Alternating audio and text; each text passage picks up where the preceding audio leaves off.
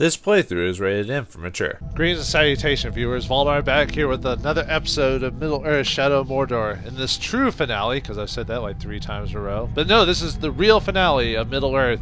Last time, though, we tackled Mordor with our orcish army, read a bunch of lore, because I thought the episode would be longer, so I kind of, or was going to be short, so I was going to fill it out. But anyway, we fought one of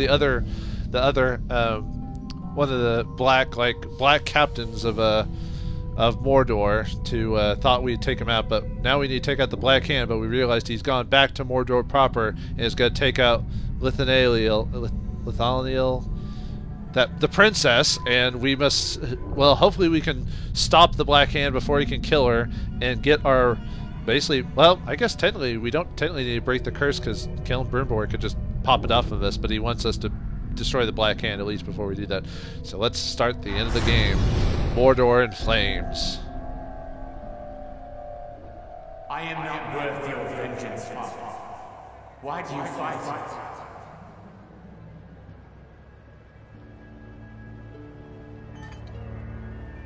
it? We will be together soon. Forever.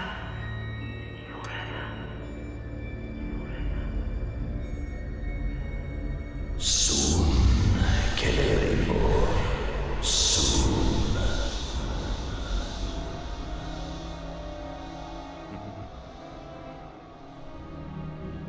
Nasty beasts. We want this.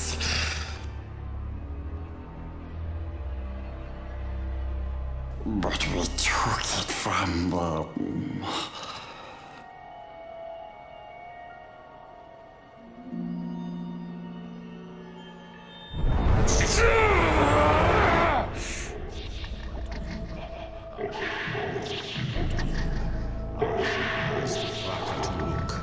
Ag puzum ishi krimpatul.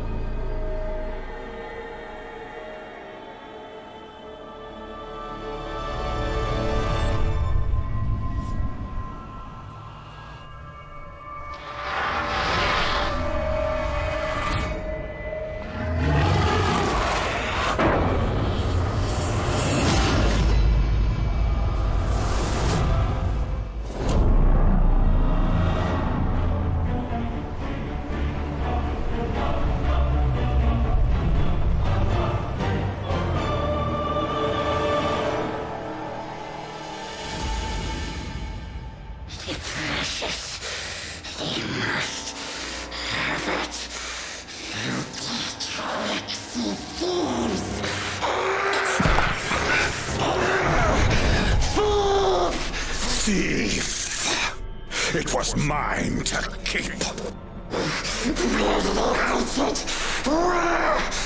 Be gone. The precious is ours. Ours! Sauron knows we're here. Let's not keep him waiting.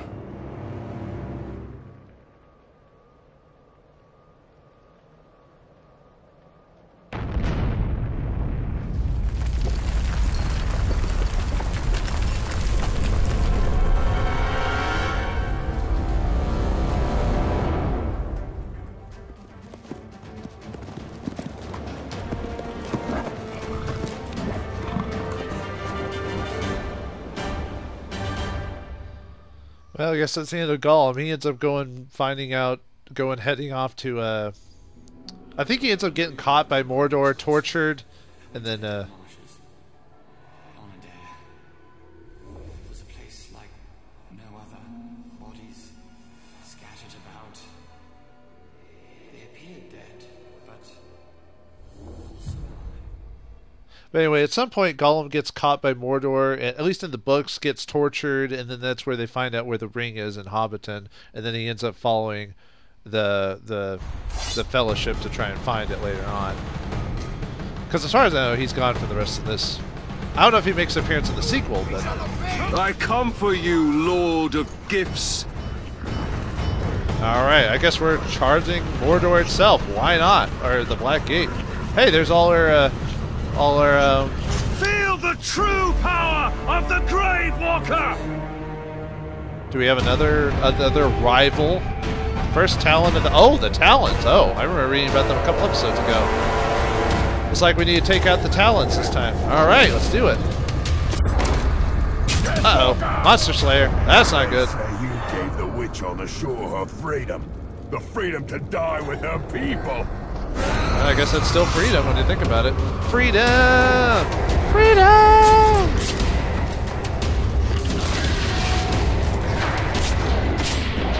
Alright. Ah! Oh wait, did he kill him in? Ah. Well, I knew he was gonna, they were probably gonna kill him, but still.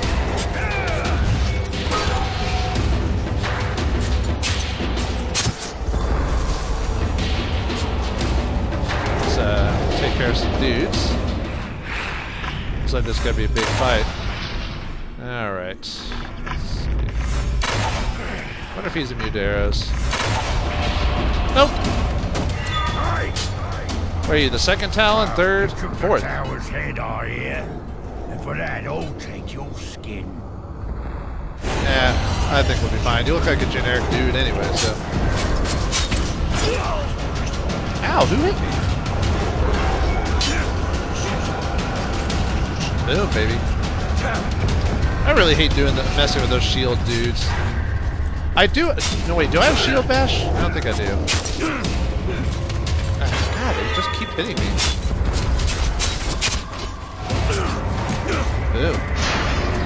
Get stabbed in the face.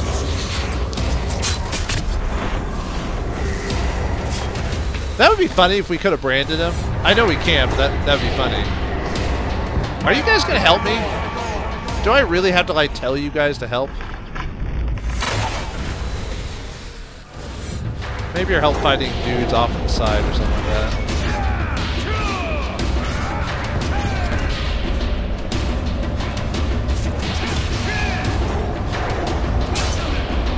There we go. Now they're helping.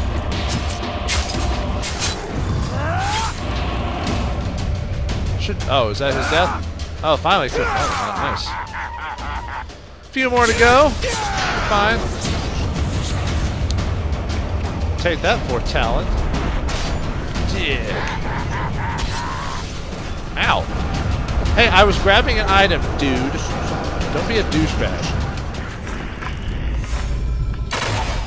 In the voice. In the voice. Can we kill him now, please?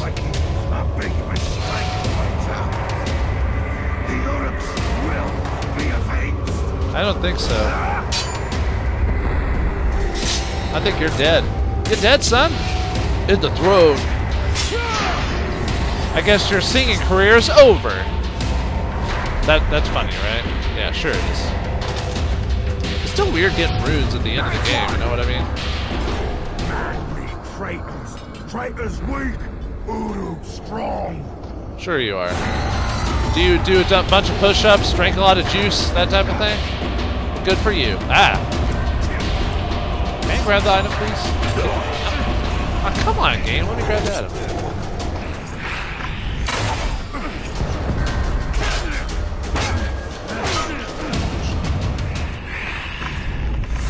I'm just going to keep hitting you with arrows since you're not immune to them. There we go. Now we're going to take you out. Well, I was going to do that, wasn't I? Uh-oh. There we go. Ooh, wait. That didn't look like it cut off his head. It looked like it cut off his hand. Dude, you took his eyeball. I took his head. Alright, one more to go. Let's grab that other item, shall we? Stop grabbing your own dudes. Fuck the game. I just want to grab the item. Thank you. That's all I want to do. Appreciate it. Okay. Let's see if he's immune to arrows. Doesn't look like it. Nuts. do that. Oh, my guys. Stop doing that, game. God. Oh, he got killed for me. Well, alright. Thanks. Thanks, guys. I didn't need the experience. As long as he's dead, I don't care. Yeah, before we head off, let's make sure to collect our rewards. Although, really, at this point, because I've done everything, it almost seems pointless. Because, I mean, there's nothing really for me to do except try to grind for achievements at the end, but I'm not really going to do that. I'm gonna send the game off after I beat this and go on to the next thing. I always do that for the most part. This will But I'll finish do my as it review started, afterwards. with shadow and flame falling on the Black Gate. The hammer and the tower are dead. Sauron is still weak. Without the power of the One Ring or the Ringmaker, he cannot take form. He will be trapped within Mordor, no more than an eye of flame bound to his dark tower. And at last I can die, and none will avenge me. Oh, so that's how they explain how Sauron doesn't. At least in this what-if tale, like Sauron, by them beating Sauron here, they basically they basically stop it or slow down his descent by sealing up his form. So, okay, that's kind of interesting. Because they never really, I don't think they explain well in the books like why his body doesn't truly form back at the time. Other than it took forever. But this gives a reason for it.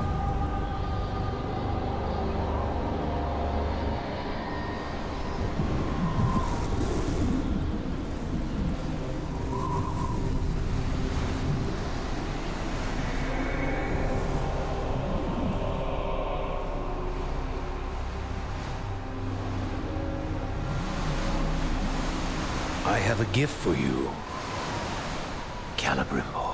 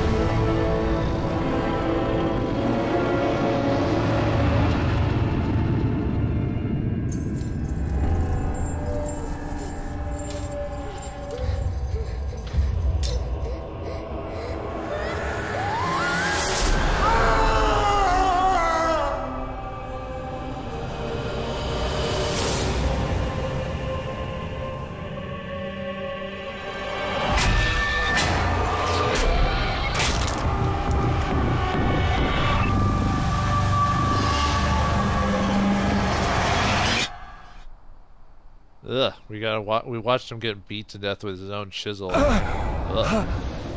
The Dark Lord gave you a second chance to stand by his side. Now I give you no choice. We shall be sealed together in death. So be it.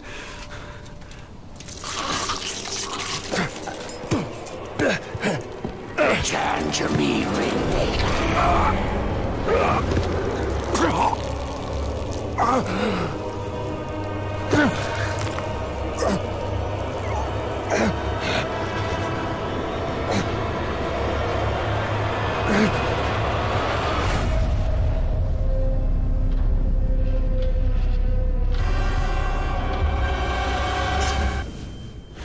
Sauron himself. Who knew that we'd fight the bad Mamma Jamma himself, Sauron the Dark Lord. And it's finished with a quick time event. Great. Thanks, game. No, that's cool. Whatever.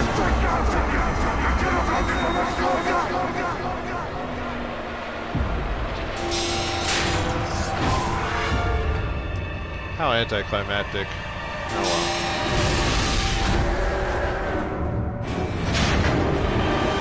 Doom, weak sauce.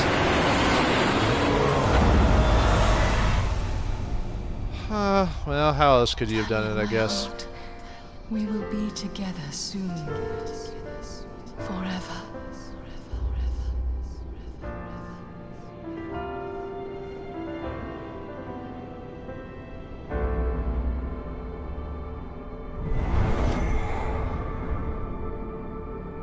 The Black Hand of Sauron is dead. The Hither Shore is calling us.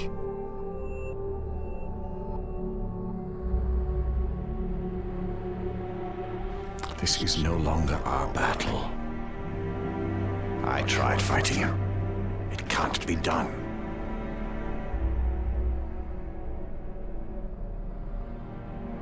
Could you really rest for all of eternity, knowing that you had the chance to stop him, but did nothing?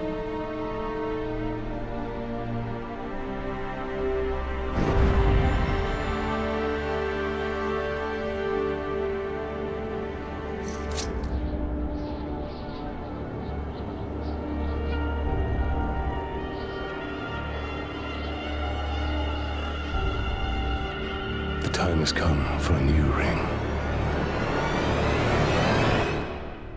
What? And that's it. The end of Middle-earth Shadow of Mordor.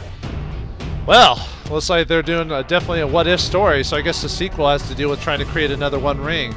They're really trying to push this whole alternate storyline type of thing, because, I mean, obviously it's not officially being not called Lord of the Rings, Shadow of Mordor.